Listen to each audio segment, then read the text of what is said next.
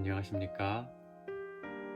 모든 사람의 행복을 바라는 낭독 채널 행복낭독입니다.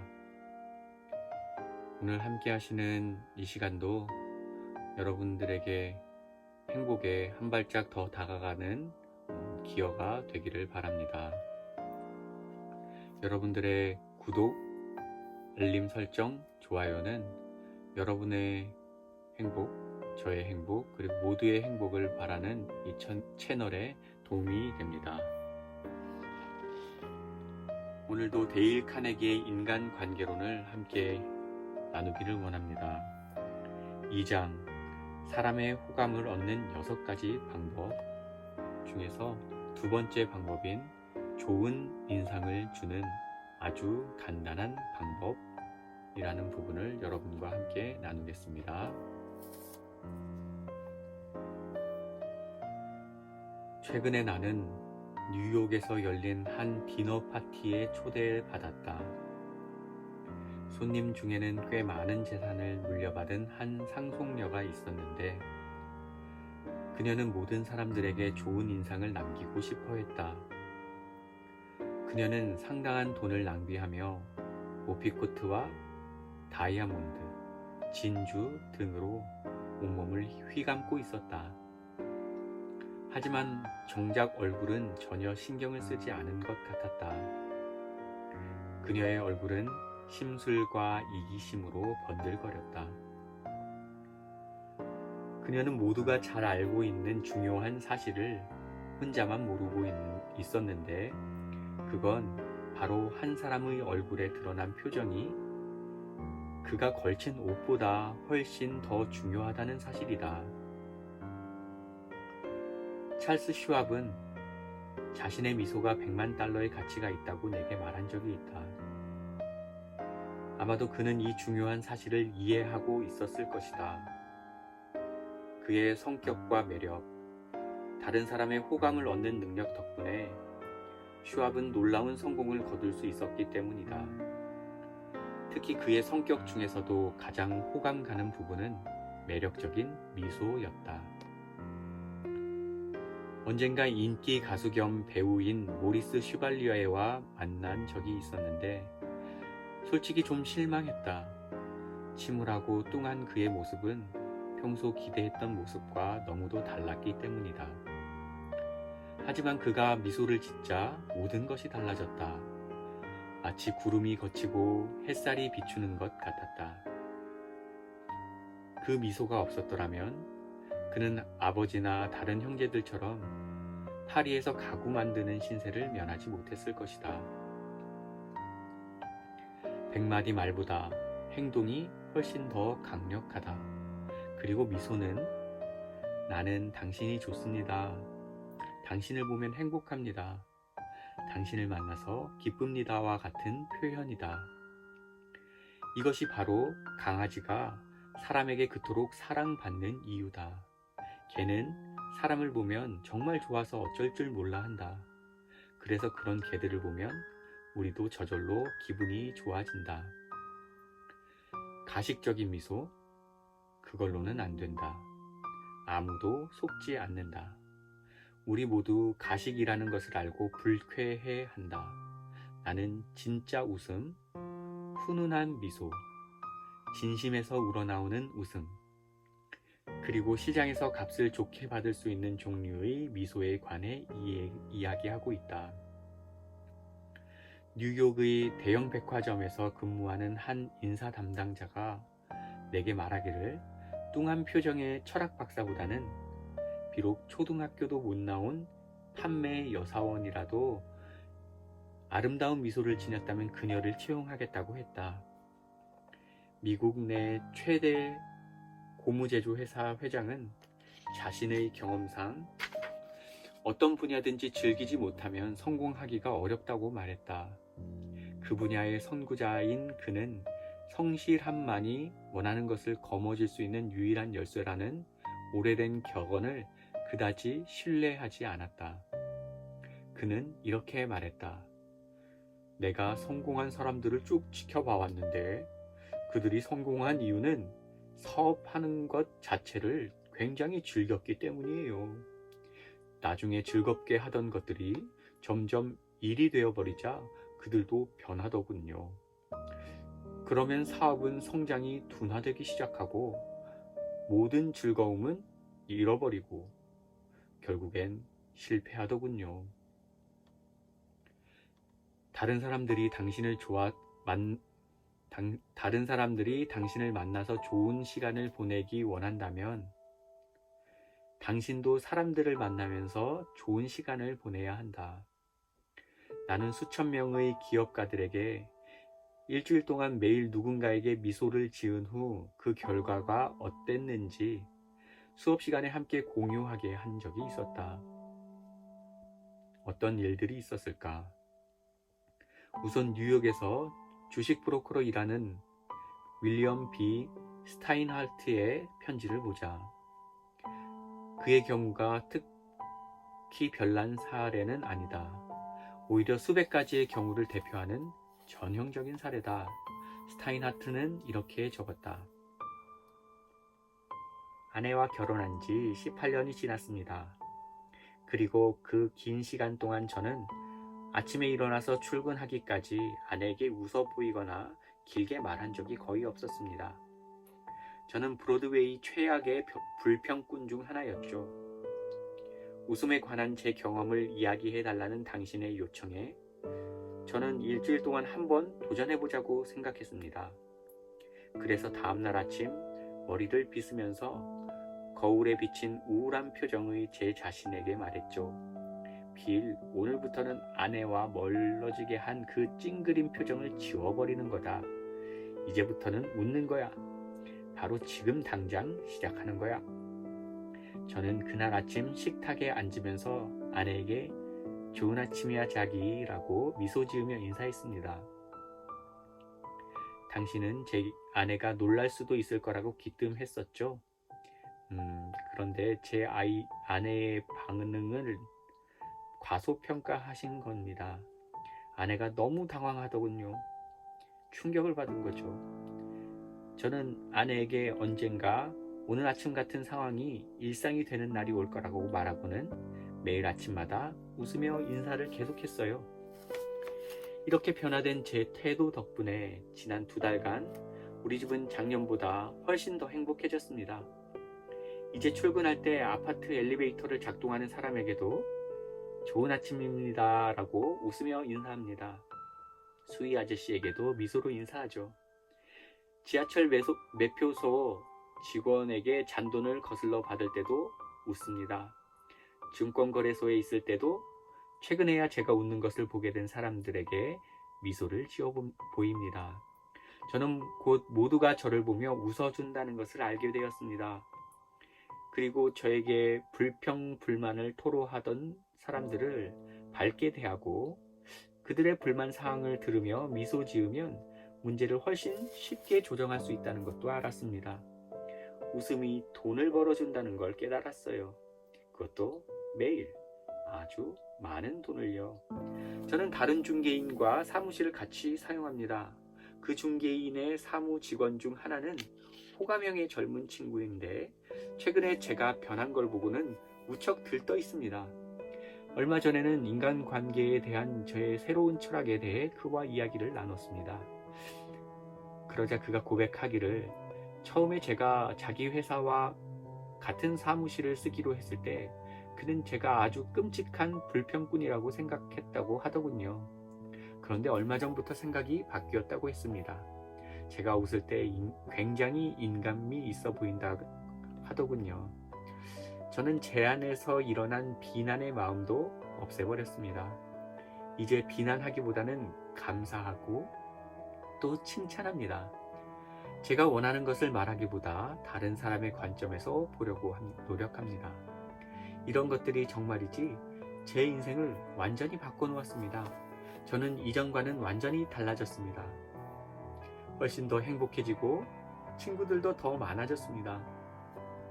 살아가는데 중요한 건 바로 그거잖아요. 이 편지를 쓴 사람은 뉴욕 증권에서 주식 거래하는 세상 물정에 밝은 주식 중개인이라는 점에 주목하기를 바란다. 주식 중개업은 100명 중 99명은 실패하는 어려운 직업에 속한다. 지금은 웃을 기분이 아니라고. 그럴 땐 어떻게 할 것인가? 두 가지 방법이 있다. 첫째, 억지로라도 웃는 것이다. 혼자 있을 때 휘파람을 불거나 노래를 흥얼거려 보라. 둘째, 마치 당신이 이미 행복한 사람인 것처럼 행동하라. 그러면 정말로 기분이 좋아진다. 이에 대해 하버드대 교수인 윌리엄 제임스는 이렇게 말했다. 행동은 감정의 결과물처럼 보이지만 실제로 행동과 감정은 함께 일어난다.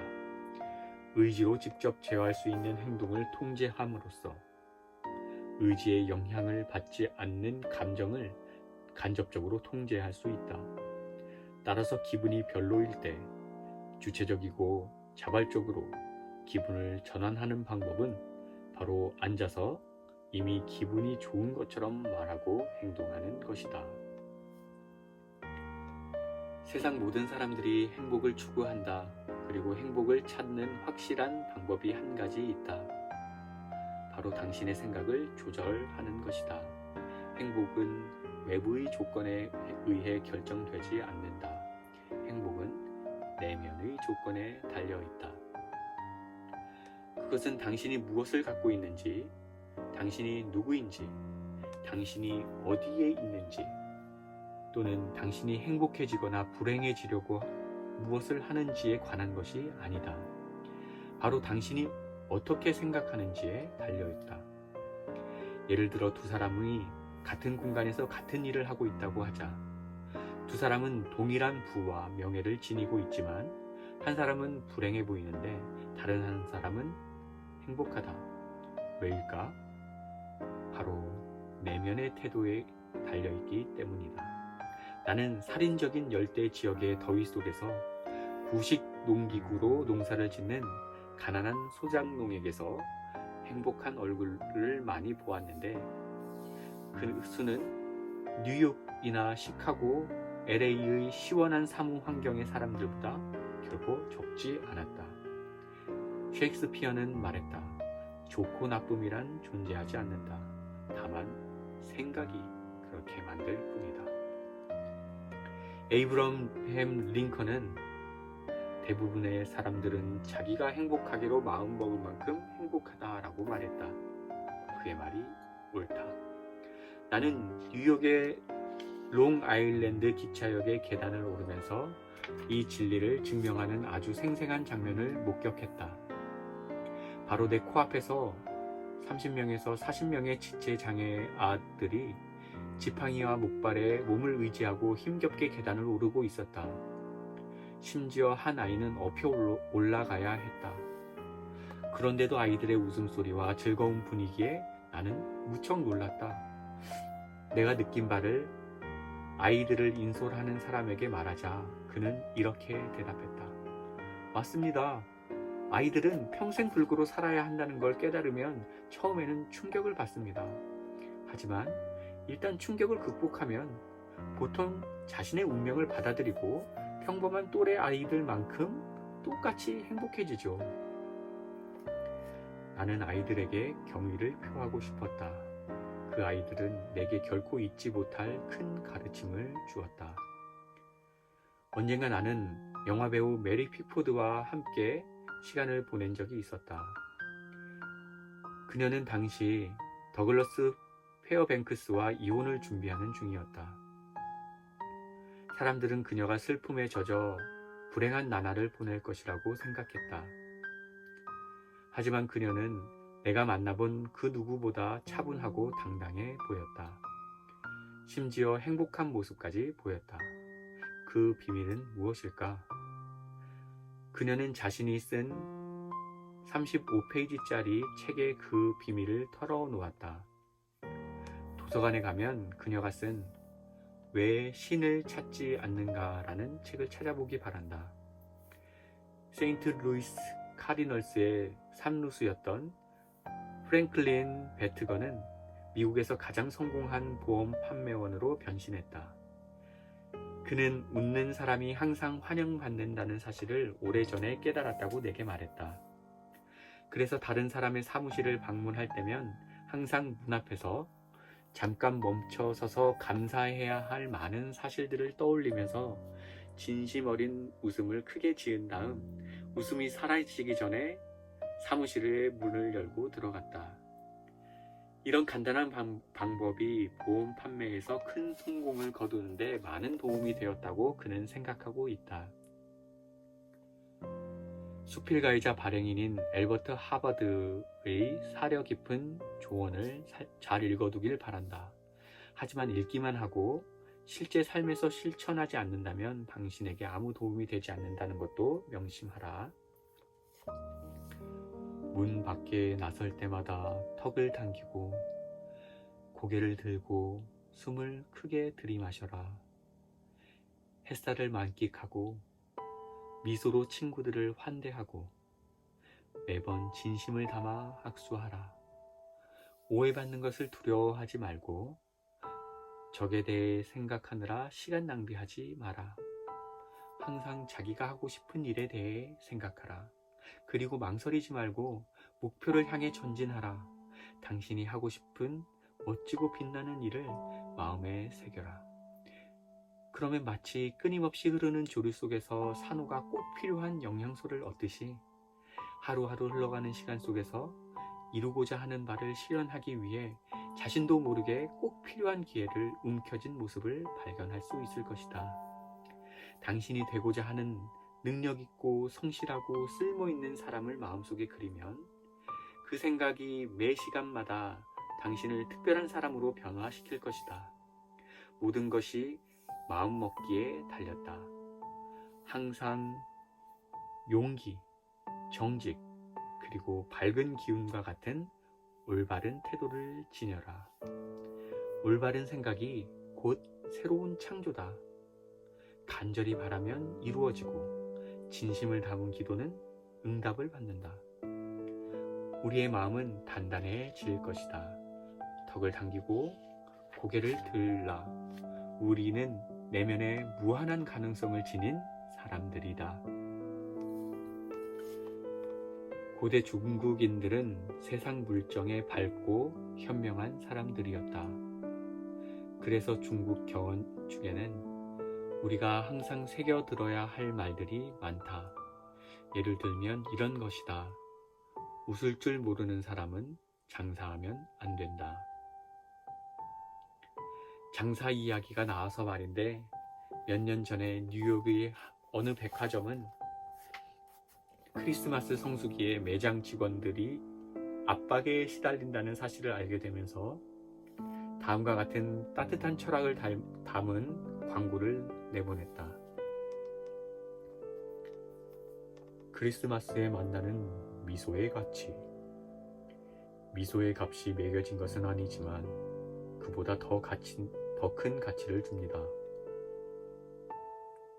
미소는 주는 사람도 받는 사람도 마음을 부유하게 합니다. 아주 짧은 순간이지만 그 미소에 대한 기억이 평생 가기도 합니다. 아무리 부유한 사람이라도 미소 없이는 살아갈 수 없으며 아무리 가난한 사람이라도 웃음이 많으면 누구보다 풍요롭게 살아갈 수 있습니다. 웃음은 가정에는 행복을, 직장에는 선의를 가져다주며 친구끼리 통하는 사인이기도 합니다.